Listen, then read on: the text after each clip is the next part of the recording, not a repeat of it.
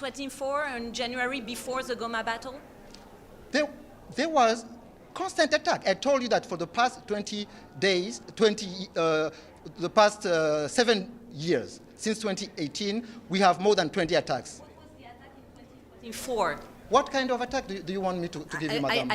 Because you keep saying you were under attack and by the FDLR, so... Madam, we had 16 deaths. People were killed in January. 200 homes, including schools, including hospitals, by the FRDC from the Goma airport. That doesn't sound serious enough? After the attack After of the what? border? Did it happen after or before the Goma was attacked?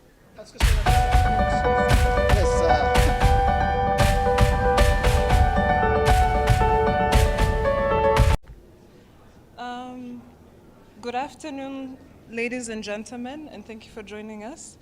We are pleased to welcome Rwanda's Minister of Foreign Affairs and International Cooperation, Honorable Minister Olivier Nduhungirehe, who will brief us today following this morning's Security Council meeting on the security situation in the Democratic Republic of Congo.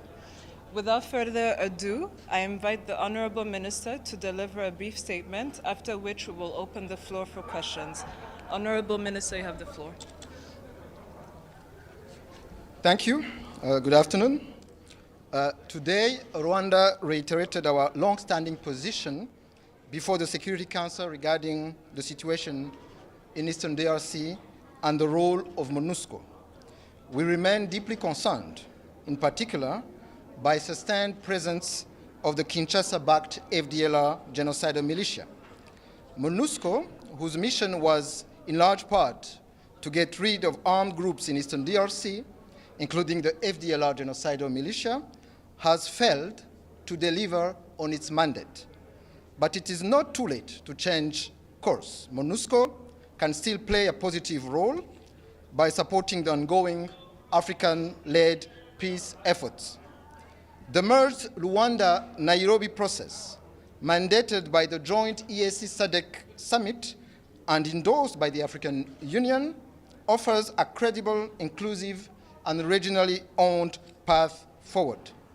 In a few days, we will commemorate the 1994 genocide against the Tutsi, which stands as a permanent reminder of the importance of protecting all communities from hate, violence, and division wherever they may be. Rwanda's message today is simple. We want a political solution. We support dialogue, and we want to work together to stabilize and develop our region. I thank you. Mr. Minister? Yes, please. Thank you for the stakeout. It's Pamela Falk from U.S. News and World Report. The UK ambassador today called for all Rwandan defense forces to leave DRC. How many of them are there now?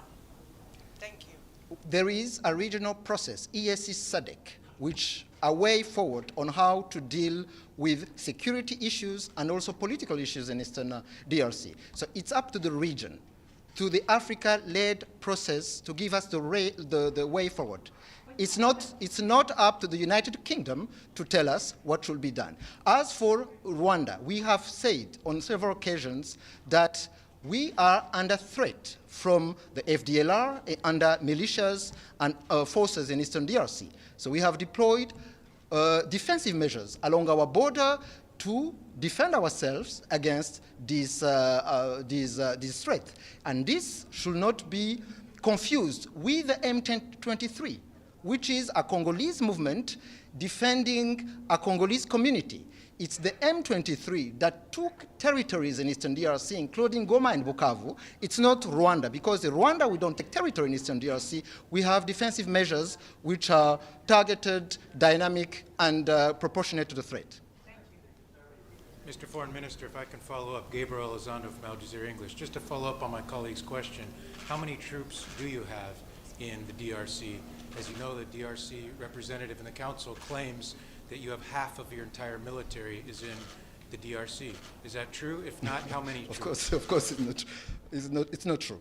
I just answered to that question. I said that we should not confuse between M23 and Rwanda. M23 is a Congolese movement that took territories. It's the M23 that is in DRC because they are Congolese. Rwanda, we are defending our border with our defensive measures against the threat that was entertained for the past 30 years in Eastern DRC, namely the FDLR genocidal force and other militias and groups that are working for the Kinshasa government to overthrow the government of Rwanda, as the president of DRC clearly stated on several occasions. Yes, Minister, Carrie Norton from Le Monde and RFI, Radio France Internationale. Can you tell us, you kept saying that you're under attack from the FDLR. Can you tell us what was the last attack from FDLR before the Goma battle? Just recently, what was the last attack from FDLR? You know, since 2018, madam, we had... You asked me a question and I'm going to respond to you, madam. Since 2018, we had more than 20 attacks. The last one being on 26th of January, where 200 homes of Rubavu districts were deliberately targeted by the FRDC government.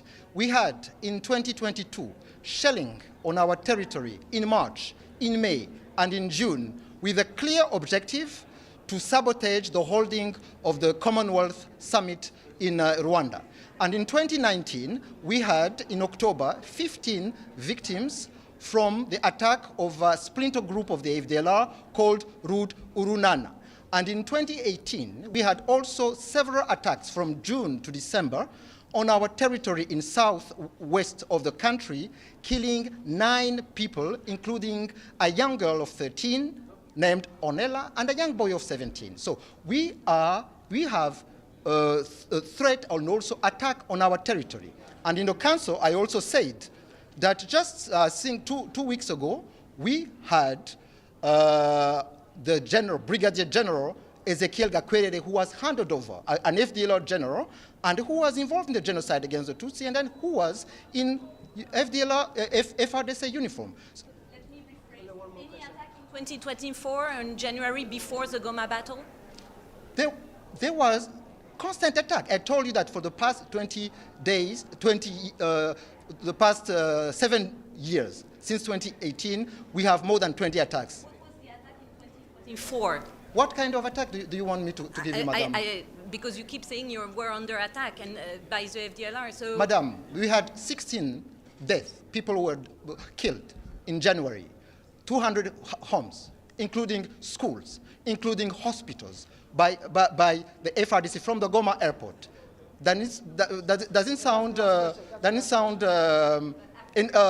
serious enough. After the attack After of the what? border. Did it happen after or before the Goma was attacked? Madame, I think the question is hard. Yes. Thank you, Minister. Jessica Lemazurier from France 24. Just to clarify, because it wasn't clear to me, the UN has said that you have up to 7,000 troops in DRC. How many troops do you have? How far have they gone in? What exactly are they doing? Why are they there? Yes, this is the third time that we'll respond to this question. We don't have troops in Rwanda. We have defensive measures to deal with the threat coming from Eastern DRC, mainly by the DRC-backed FDLR and other groups that have consistently attacking our territory. Thank you very much. Thank you. Thank you. Thank you.